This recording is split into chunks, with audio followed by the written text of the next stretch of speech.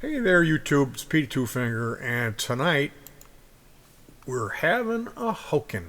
Now, a Hoakin is pork chop, and I don't eat a real lot of pork, but when we do, it's always a treat. I love a good Hoakin, but like my mom used to make this with the stuffing on top.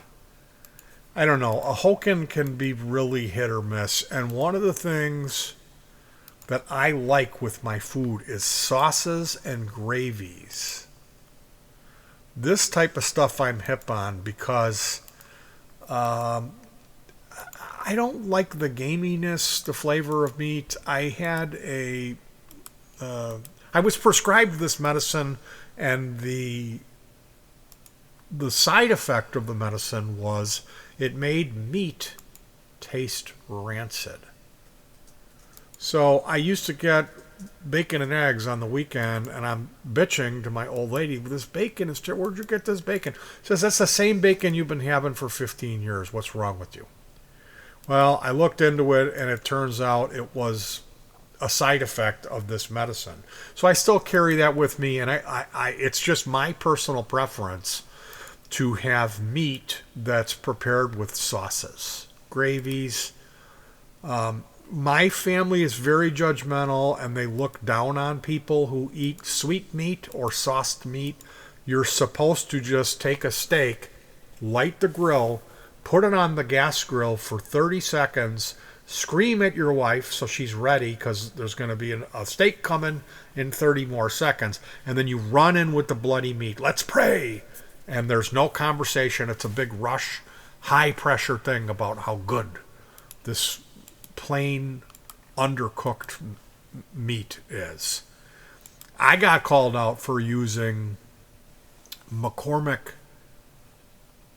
Montreal steak seasoning, which is, if you've never had it, they sell it in your grocery spice aisle. It's got a black cap and it's steak seasoning, and that it's incredible. And I will just put that on my steak before I cook it. Like we have this Armenian shish kebab marinade, which is oil and lemon with garlic and cayenne and black pepper. And that, we had a thermos, a 2-quart thermos, insulated. We would chop up chunks of red meat, throw some ice cubes in there, and then add this marinade. And we would go out with a green pepper and an onion and shish kebab skewers with a knife. We would go out on my boat, go to this island, and I would build a bonfire there all day. And at the end of the night, we would cut up the onions and the peppers and make these skewers with this beef that had marinated all day and cook it over the remaining coals of the bonfire. And that was incredible. Now, if you're new to a Hoakin, a starter Hoakin would be, you could go to the grocery store and get pork chops that have been tenderized.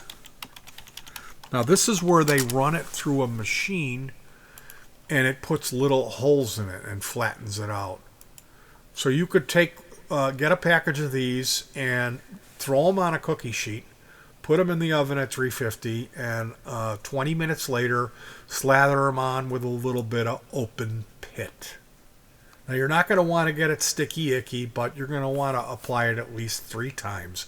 Get some tater tots, a bag of corn, and some applesauce, and you have a good Hoakin. And that's going to be a good Hoakin. You're gonna be able to enjoy the leftovers, just like making a chili, you know. If you cook some burgers on the grill and you make some extras, you eat that burger, it's going to be incredible. The next day, you warm it up, well, it's not going to be so good, and that's because the air has gotten to it. It's oxidized it, it's broken down, it's rotted your food. And I can taste that. I have really good sense of smell and taste, so I much prefer to make something like chili where there's liquid surrounding the meat, preventing the oxygen from breaking it down. And the secret with making chili is use half the amount of ground beef and the other half hot Italian sausage. Hoakin, that's the secret. You get a better texture and a better flavor to your chili. You know, you can mess around and put your chili in there, your cinnamon, put your chocolate in there, whatever you want to do, but If you want to really make an impressive bowl of chili, just from a packet mix or whatever you're doing, try that pork chop. Try the Italian sausage, hot Italian sausage. Even if you don't like spicy stuff, the heat and flavor you're going to get from the spicy hot Italian sausage is just right. So, like, again, just because it's tradition doesn't mean it's good. My great grandfather was Grand Wizard. My daddy was in the KKK, and I'm in the KKK too. Does that mean it's good? No. Just because it's your stupid fucking tradition, your closed-minded way that you prepare your food. So you have to be, I'm Irish, so we boil our corned beef. Well, I'll tell you what, I wrap mine in tinfoil. I'll soak it in water for 12 hours or 24 hours to try to remove some of the salt. Then I'll wrap it in tinfoil and put it on an indirect grill and cook it with hickory chips. And that's the best goddamn... that's the best... What is that you have on St. Patrick's Day? The corned beef? That's the best goddamn corned beef you'll ever have. Why you would ever think... I've championed this method for cooking corned beef. People go, oh no, I'm Irish.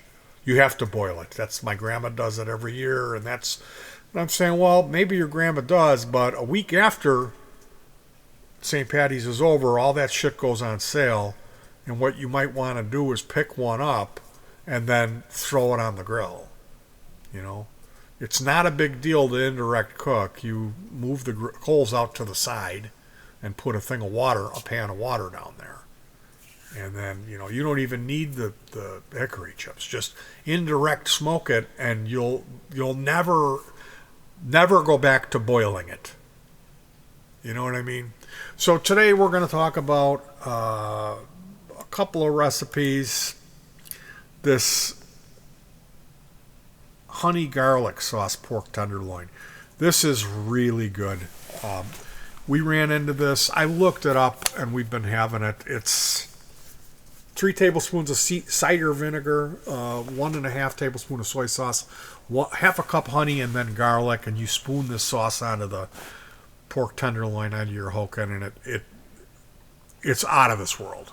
And I'll tell you what goes really well with that, as well as being a good leftover, because here it's got sauce and it won't oxidize as quick, is this scallop potato dish. So if you've never had scallop potatoes, they're amazing. It's thinly sliced potatoes.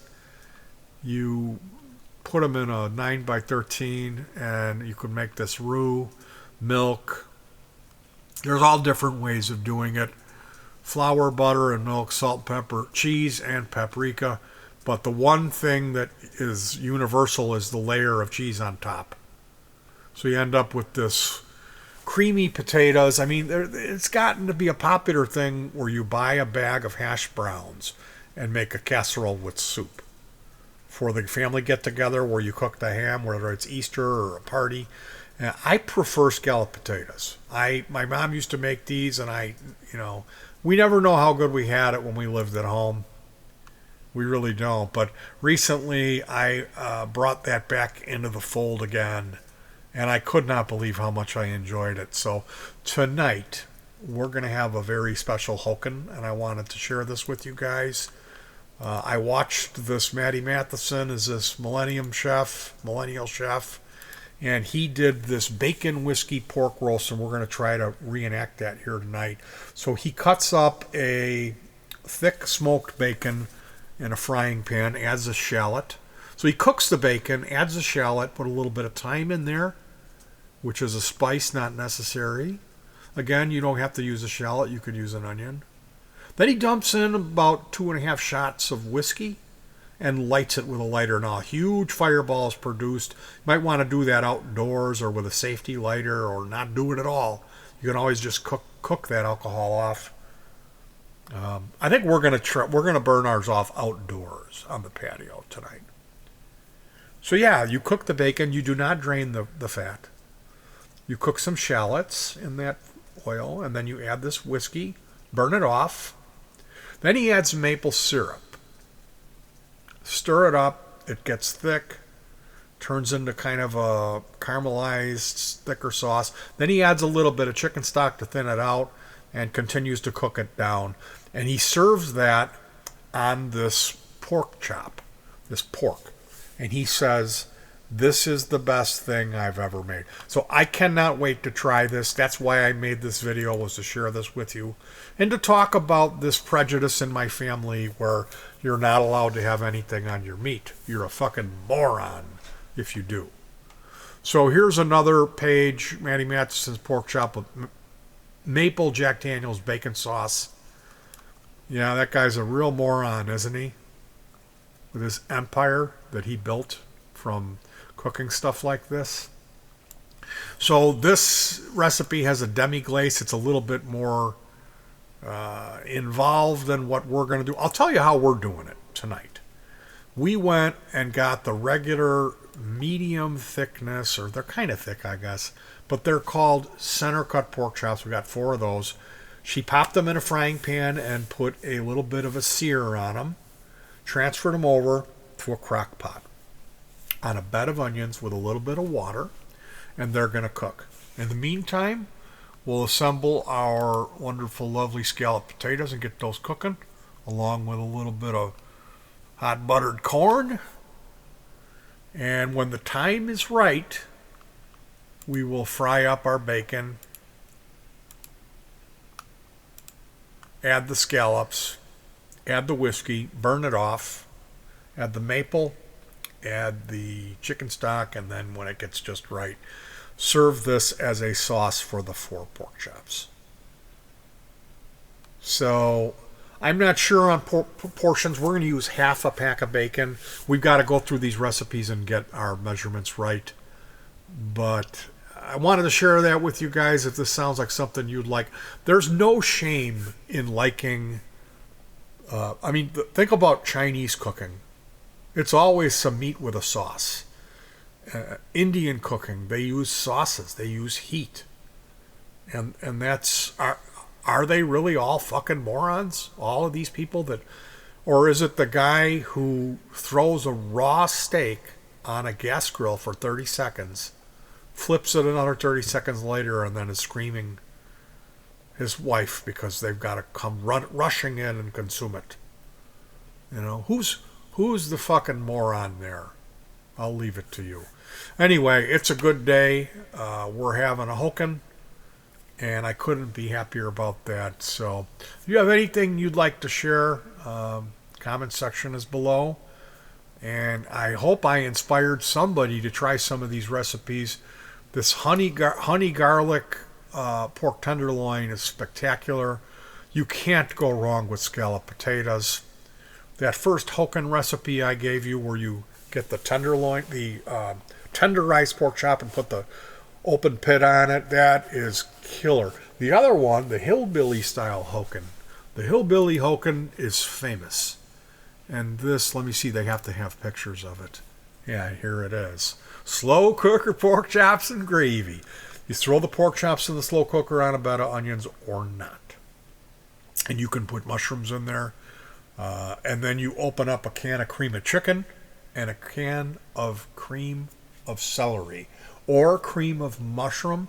Whatever your famous cream soup is, you use 2 cans and you don't add any water or milk. You just dump the soup in there, and that mixes with the drippings from the pork chops and becomes quote unquote gravy. So you do just what they did here. You make a batch of mashed potatoes, and this is really good leftovers because the meat doesn't oxidize. The meat's kept with the gravy. And that's hillbilly Hoakin. Anyway, you guys, I've got to get back to my amplifier. I'm probably going to be doing another video tonight before we dive into the Hoakin. And I would really appreciate if you try any of this stuff to let me know what you thought, or if you have anything to share. You know, I can Google the recipes myself. But I'm all down for cooking, and you know, we've been through our phases and fads. We tried making pizza. We tried making Chinese food. The only thing we never really... Well, you did fried chicken pretty good. Yeah, I've done fried chicken. Yeah. She got that down pretty good. All right, you guys. Enjoy your Hoakin, and peace.